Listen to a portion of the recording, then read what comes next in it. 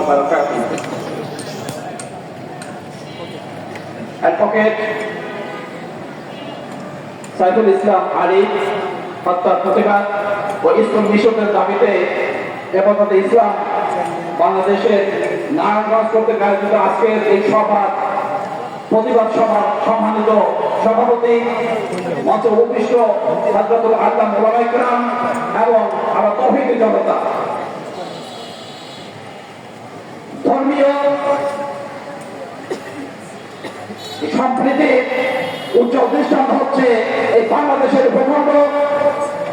হাজার হাজার বছর ধরে সংখ্যাগরিষ্ঠ মুসলমানদের সাথে হিন্দু, বৌদ্ধ, খ্রিস্টান সহ বিভিন্ন ধর্মাবলম্বীরা অত্যন্ত শান্তিপূর্ণভাবে বসবাস করে আসছে। সেই শান্তিপূর্ণ পরিবেশকে একটু অশান্ত করার জন্য ওই চক্রান্তবাদের মোদী সরকার এবং তার